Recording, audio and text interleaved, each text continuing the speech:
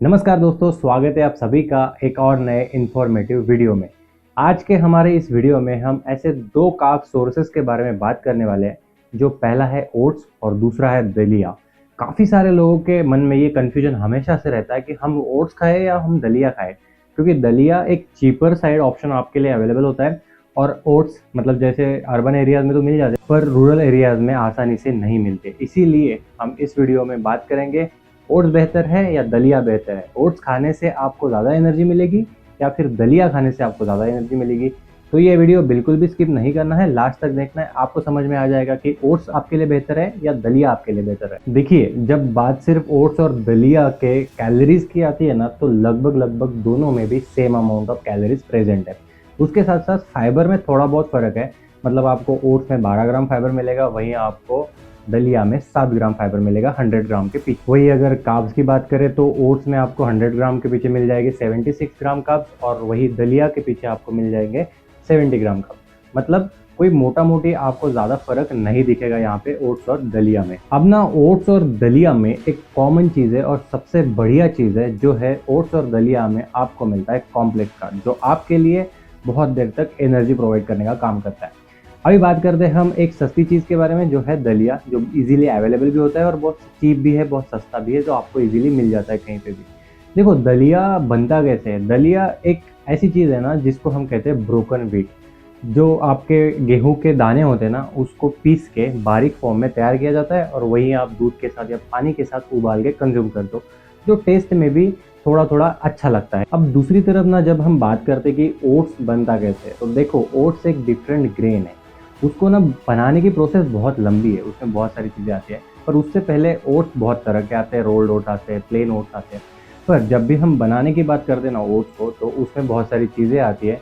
जैसे उसमें आता है पहले क्लीनिंग, उसके बाद डिहूलिंग आता है। डिहूलिंग में क्या होता है, डिहूलिंग में उसमें जो इनडाइजेस्टेबल ब्रैन होते हैं ना, उसको रिमूव किया जाता है। फिर उसके बाद कटिंग हो गया, पैकेजिंग हो गया, ये सारी चीज़ें उसमें आती है। इसीलिए वो थोड़ा सा महंगा भी है दलिया के कंपैरिजन में, और आपको वो इजीली अवेलेबल भी नहीं होता है। अब ये सारी बातें तो हो गई कि ओट्स बनता कैसे है, दलिया बनता कैसे है, पर हम इसका कंपैरिजन क्यों कर रहे हैं कि ओट्स और दलिया में बेस्ट क्या है।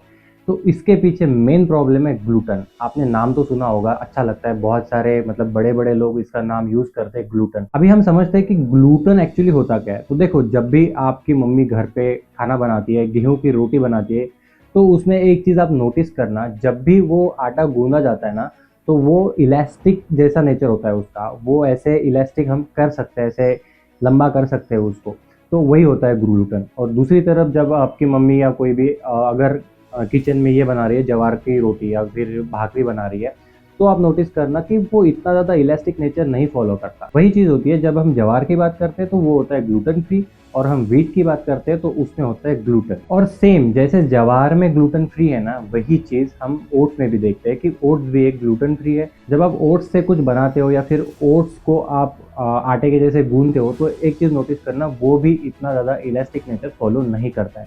इसका मतलब क्या है, इसका मतलब व्हीट से बनी हुई चीज़ों में ग्लूटन होता है, और जो चीज़ें जैसे ओट्स हो गया, ज्वार हो गया, तो ये सारी चीज़ें ग्लूटन फ्री होती है और ये आपके लिए कहीं ना कहीं अच्छी हो सकती है। अब इन सारी बातों से आपको ये चीज़ तो समझ में आ गई कि ओट्स एक ग्लूटन फ्री ऑप्शन है और दलिया में ग्लूटन प्रेजेंट होता है। पर हम इतना ग्लूटन से डरते क्यों है, हमें इतना क्यों डर लगता है ग्लूटन से। तो देखो, ग्लूटन से डरने की कोई चीज़ नहीं है, पर बहुत सारे लोगों में ग्लूटन इंटॉलरेंस होता है। मतलब वो लोग ग्लूटन को डाइजेस्ट नहीं कर पाते अच्छे से, और जितने भी गेहूं की चीज़ें हैं या फिर जिसमें भी ग्लूटन प्रेजेंट होता है ना, वो चीज़ें डाइजेस्ट करने में ह्यूमन बॉडी को थोड़ा ज़्यादा मेहनत लगता है। इसीलिए बहुत सारे लोग ग्लूटेन से डरते हैं। अब ओट्स और दलिया में same calorie, same carb, same fibre होने के बावजूद भी आपको ओट्स थोड़ा जल्दी डाइजेस्ट होता है, और वो इसीलिए होता है कि ओट्स में ग्लूटेन प्रेजेंट नहीं होता है, इसीलिए वो थोड़ा जल्दी डाइजेस्ट होता है।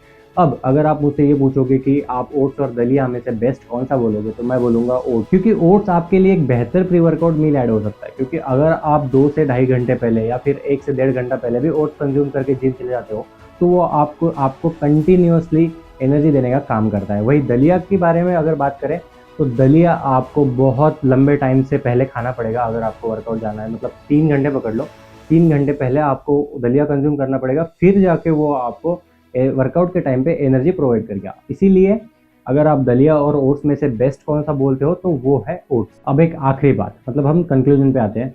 तो बहुत सारे लोग बोलेंगे कि ओट्स बेहतर है तो हम दलिया खाना छोड़ देंगे। देखो, आपको दलिया खाना छोड़ने की कोई भी ज़रूरत नहीं है। बस आपको एक चीज़ समझनी है कि आपके बॉडी को क्या सूट करता है। अगर आपके बॉडी को दलिया बहुत पहले से सूट करते आ रहा है, आपको कोई भी प्रॉब्लम नहीं है उसको डाइजेस्ट करने में, तो आप ओट्स की तरफ मत जाओ, आप दलिया कंज्यूम करो, क्योंकि वो सस्ता भी है और अच्छा भी है, कोई प्रॉब्लम नहीं है। पर अगर आप ग्लूटेन इंटॉलरेंस हो, आप अच्छे से दलिया को डाइजेस्ट नहीं कर पा रहे हो, तो आपके लिए ओट्स एक बहुत ही बेहतरीन ऑप्शन बन जाता है। देखो, मेरा काम है कि आपको दोनों में से बेस्ट कौन सा है वो बताना। अभी आपकी जिम्मेदारी है कि आपको कौन सा सूट करता है और आपको किस में से ज़्यादा बेनिफिट मिल रहे हैं और आपके लिए कौन सा ज़्यादा प्रेफरेबल है। तो ये पूरा आपके ऊपर डिपेंड करता है, इसीलिए आप दोनों में से कोई भी चीज़ चूज कर सकते हो, कोई प्रॉब्लम नहीं है। बस एक चीज़ हमेशा से ध्यान रखो कि अगर आप दलिया कंज्यूम कर रहे हो तो उसको 3 घंटे पहले, वर्कआउट से पहले कंज्यूम करो, ताकि आपको वो अच्छे से एनर्जी प्रोवाइड कर सकेगा आपके वर्कआउट के टाइम पर। तो आई होप कि आपको ये वीडियो पसंद आया है। अगर पसंद आया है तो इस वीडियो को लाइक करना, इस वीडियो को अपने सारे दोस्तों के साथ शेयर करना जिन्हें भी दलिया और ओट्स में बहुत ज़्यादा कंफ्यूजन है। और अगर आप मेरे चैनल पर नए हो तो सब्सक्राइब ज़रूर करना। तब तक के लिए बाय बाय, मिलते हैं ऐसी ही एक नई इन्फॉर्मेटिव वीडियो के साथ।